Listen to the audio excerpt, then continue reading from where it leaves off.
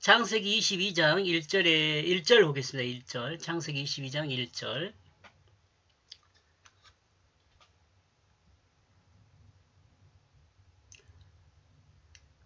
그 일들이 있은 후에 이 일이 있었다. 하나님이 그 아브라함을 확실히 시험하는 일이. 그는 그러므로 아브라함을 부르고 있다. 그는 보라, 내가 여기 있다고 말하고 있다.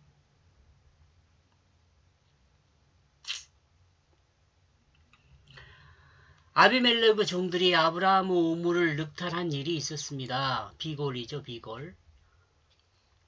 이 일로 인하여 아비멜렉과 아브라함은 브엘세바에서 모였습니다. 그리고 아비멜렉은 아브라함이 거짓말한 과거 사라를 누이라 속인 일을 드러냈습니다. 그리고 아브라함은 아비멜렉의 종들이 아브라함이 판 우물을 빼앗은 것에 대해서 말을 했습니다. 이것은 협상의 기본 방법이란 생각을 저는 했습니다. 아비멜렉이 공격하는 방법과 아브라함이 방어하는 방법, 서로가 이제 목적한 바를 이루기 위해서 서로 이야기하는 내용이죠. 개인과 회사와 국가 대부분이 기선을 잡기 위해 협상을 이와 같이 한다는 생각을 합니다.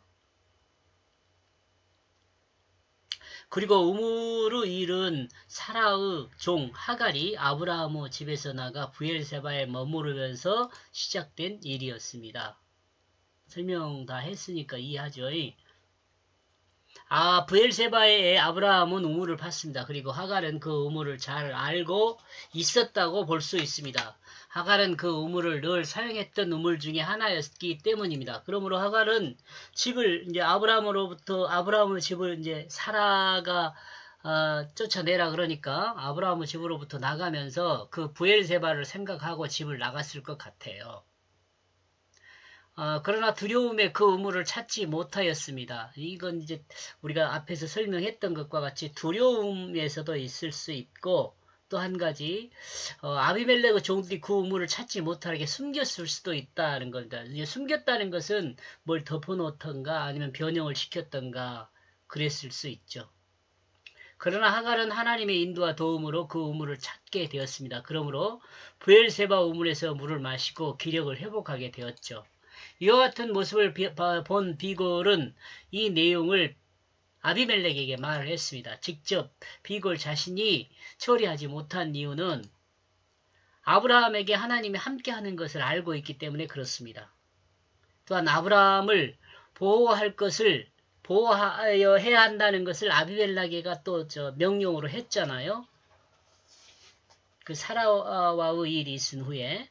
그러므로 비골은 아비멜렉에게 브엘세바의 일을 보고를 했습니다.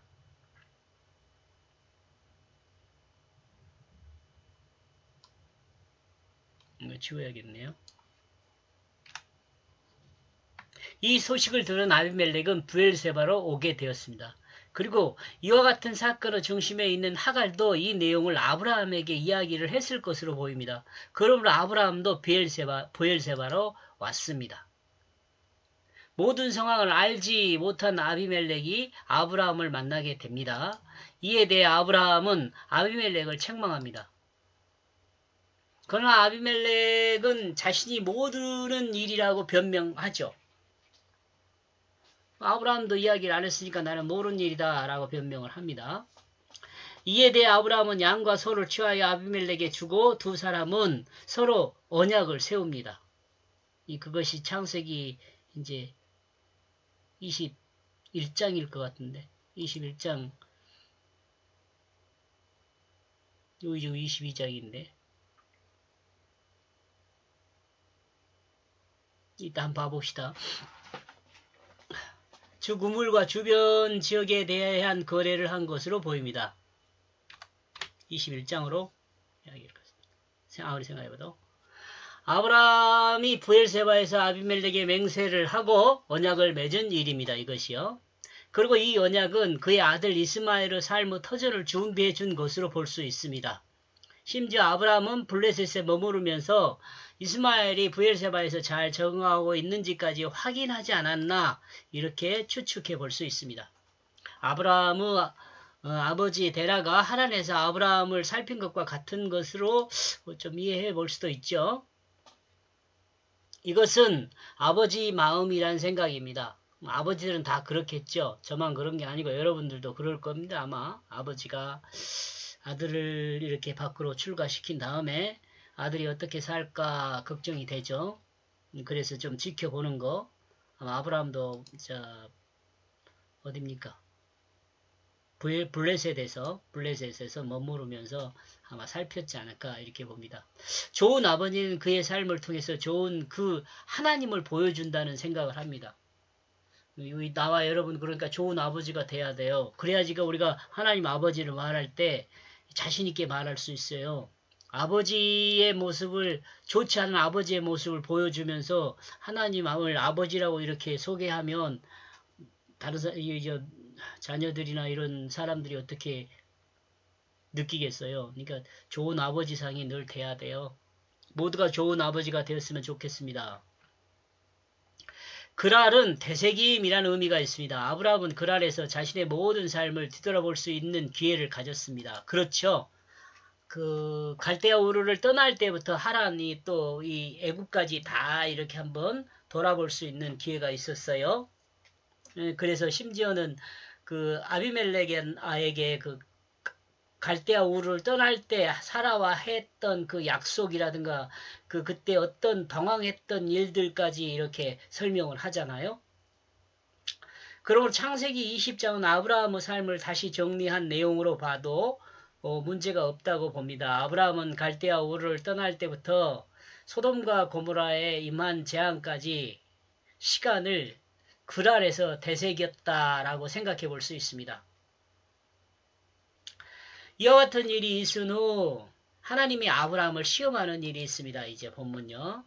이스마엘이 안전하게 거할 거점을 확인한 아들 이스마엘이 안전하게 거할 거점을 확인한 아브라함은 모든 것이 잘 되어 평안했을 수 있습니다. 모든 일이 다 이제 안정적으로 됐잖아요. 그죠? 아브라함 앞에 멜렉이란 왕은 살렘과 멜기세덱이 있고 그랄 왕 아비멜렉이 있습니다. 멜기세덱은 평화의 왕이고 의의 왕이지만 본문에 등장한 아비멜렉은 왕은 나의 아버지라는 의미가 있습니다. 결과적으로 생각하면 아브라함이 하나님의 통치 안에 있음을 확인하는 것과 하나님의 참 사랑을 계시하는 것으로 이삭을 바치라는 명령을 했을 수 있습니다. 이걸 생각해 보면은요. 모든 그리스도인에게는 동일한 의미입니다. 그렇다면 왜 하나님은 아브라함과 아비멜렉의 언약이 있은 후 아브라함의 기쁨이요 웃음인 이삭을 하나님께 바치라는 엄청난 시험을 한 것일까요? 결과적인 면을 생각하면 아브라함은 하나님의 시험을 잘 통과한 것을 우리는 알고 있죠. 그리고 시험을 통과한 결과 얻은 것은 창세기 22장 17절에서 19절에 나와 있습니다. 그 내용을 또 이렇게 친절하게 써놨는데 우리는 별로 크게 여러분이 찾아보세요. 이와 같은 하나님의 축복은 아브라함이었던 때에서부터 언급되고 있습니다. 그리고 이와 같지 않지만 비슷한 내용으로 창세기 13장 14절에서 17절에 언급하고 있습니다. 요 축복을 말하는 거예요. 창세기 22장 17에서 19절의 그 축복 내용요. 하나님이 아브라함을 확실히 시험한 원인은 어디에 있는가? 생각해보면 시험을 통과해 아브라함이 얻은 것은 이미 얻은 것들이었습니다. 다시 확인할 정도로. 얻은 것을 다시 확인한 거죠. 그런데도 너무 엄청난 시험을 아브라함이 겪었죠. 쉽지가 않은 이야기죠.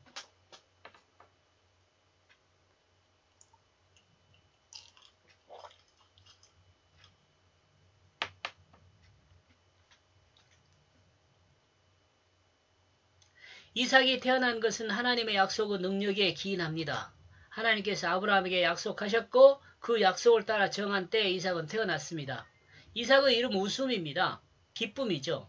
곧 아브라함이 아들에 관한 약속을 받았을 때 기뻐서 웃었기 때문이며 사라 웃음 또한 불신에 의한 비웃음이 아니라 아들의 이름을 아니기 때문에 이 사라 웃음 또한 불신에 의한 비웃음이 아니기 때문에 아들의 이름을 웃음이라 지었지 않을까 이렇게 생각하는 거죠. 이러므로 이삭의 이름은 아브라함의 믿음의 웃음과 사라의 드러날 수 없는 그 기쁨이 공존하고 있는 이름이라 생각해 볼 수 있습니다. 그러니까 아브라함 기쁨과 사라의 웃음이 합해진 이름이 이삭이죠. 기쁨이란 말이죠.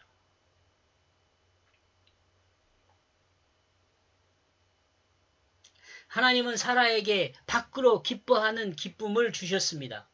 이삭의 출생은 사라로 하여금 드러내 웃게 만들었죠.